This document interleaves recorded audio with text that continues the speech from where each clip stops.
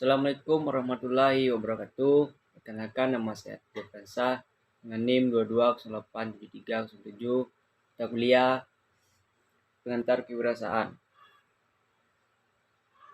Baiklah, saya akan menjelaskan sedikit strategi kewirausahaan.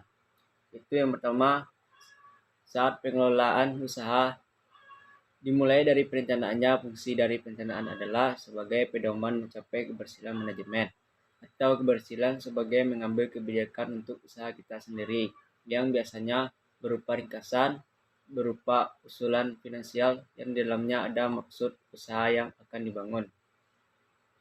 Yang kedua, pengelolaan keuangan. Pengelolaan keuangan itu adalah bagaimana pengusahaan sumber dana, bagaimana menggunakannya, dan bagaimana mengendalikannya dari dana-dana yang akan dimanfaatkan untuk produktivitas atau pelaksanaan dari usaha yang akan dibuat. Terdapat 3 aspek yang harus dipahami dalam manajemen keuangan, yaitu sumber dana atau keuangan lembaga yang dijadikan sumber modal utama dalam operasional usaha yang akan dibuat. Kedua, terkait dengan perencanaan dan penggunaan dana. Ada satu hal yang harus masuk dalam kategori pemikiran sejak awal adalah biaya awal. Yang ketiga, pengawasan dan pengendalian dari dana. Hal ini penting untuk kita lakukan sejak awal kegiatan usaha dimulai, yang dimana satu barang dihasilkan bisa didistribusikan atau dipasarkan sesuai marketnya. Maka melalui kegiatan pemasaran itulah menjadi bagian yang harus Anda kontrol dalam sedemikian rupa. Di sini terdapat pula asumsi di mana ketika memulai bisnis atau menuangkan suatu produk atau jasa, yang harus kita pikirkan adalah kebutuhan dan keinginan konsumer, karena pada akhirnya kita selalu membicarakan tentang konsumer. Dasarnya itu menghasilkan barang atau jasa, yang dimana artinya bisnis itu menghasilkan produk atau harus ada kejelasan terhadap kualitas dari produk tersebut. Harganya tersebut sesuai dengan area market dari konsumen yang kita ingin targetkan. Pendistribusian barang atau jasanya, yang dimana hal ini mengenai tempat bagaimana dan proses pemasarannya. Terkait dengan promosi. Selanjutnya yaitu mengenai strategi pemasaran. Terdapat beberapa strategi, yaitu yang pertama perencanaan pemasaran, yang kedua bagaimana membaurkan berbagai jenis pola marketing, ketiga usaha baru.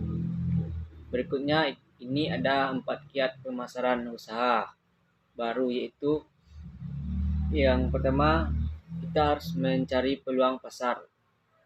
Kedua, tempat yang jelas dan tempat yang sangat kondusif, yang dimana hal ini sangat menentukan setiap orang yang akan dijadikan target kita. Ketiga, seberapa banyak barang yang dibutuhkan. Yang keempat, menentukan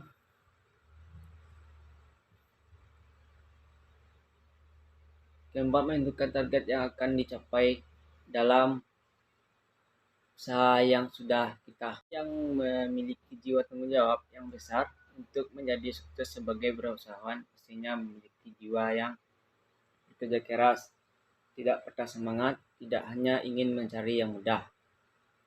Dan sebelum berhasil pastinya tidak akan berhenti walau seberat apapun risikonya. Pasti kita akan tetap tanggung jawab.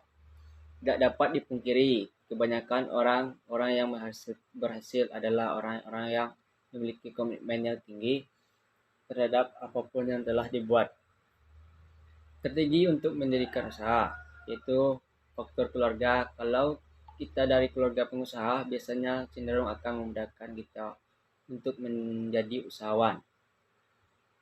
Yang kedua, sengaja terjun untuk menjadi wirausahawan, berani mencoba mencari lingkungan ataupun orang-orang dan mempelajari secara detail dengan mulai melihat usaha apa yang akan kita dirikan.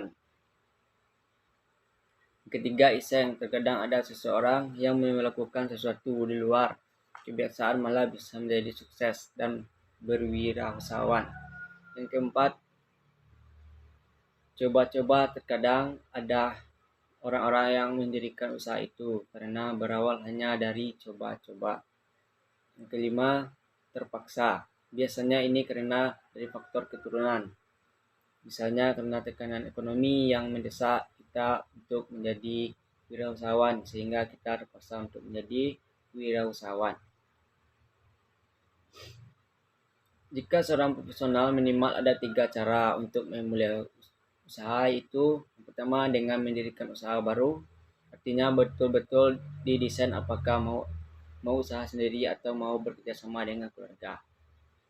Kedua, dengan membeli perusahaan, artinya perusahaan yang sudah ada. Kita berani untuk membeli dengan harga yang sudah ditentukan. Atau mungkin karena perusahaan yang sudah mulai bangkrut atau pemiliknya memang ingin menjualnya karena alasan tertentu.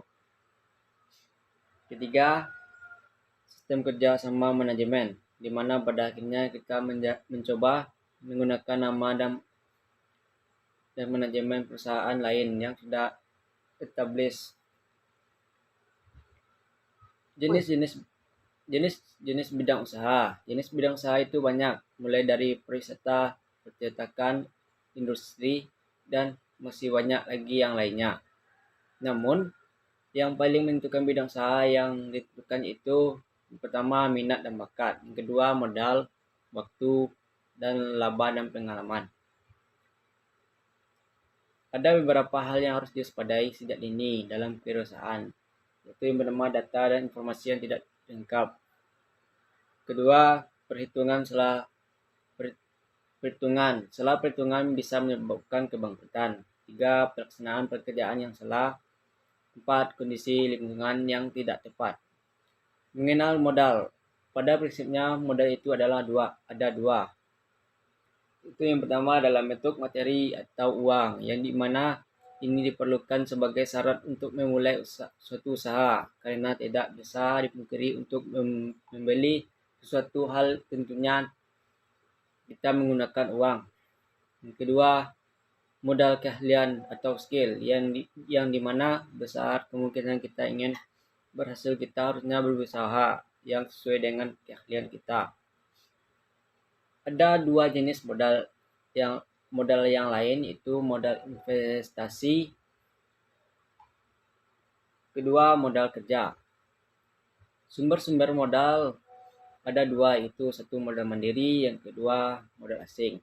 Untuk memperoleh modal usaha perlu diperhatikan minimal 4 hal, itu pertama tujuan usaha, yang kedua masa atau waktu yang diperlukan, yang ketiga berapa besar yang dikeluarkan secara matematis, yang keempat estimasi keuntungan yang akan diperoleh. Untuk menjalan suatu usaha diperlukan tempat atau lokasi, yang lokasi tersebut adalah tempat untuk menjalani, dan juga pemilihan lokasi juga menentukan berhasilnya suatu usaha. Lalu dalam menentukan lokasi ini juga perlu diperhatikan mulai dari keamanan dan kenyamanan dari konsumen. Beberapa hal yang harus dipertimbangkan dalam hal memilih lokasi. Yang pertama itu jenis usaha yang akan kita lakukan, yang kedua seberapa dekat konsumen yang ditargetkan, yang ketiga dekat dengan bahan baku yang dibutuhkan kita dalam membangun usaha, yang keempat ketersediaan tenaga kerja yang mempunyai skill, yang kelima sarana dan prasarana. Baiklah, cuma itu yang dapat saya kutip dari video yang Bapak tampilkan. Sekian. Assalamualaikum warahmatullahi wabarakatuh.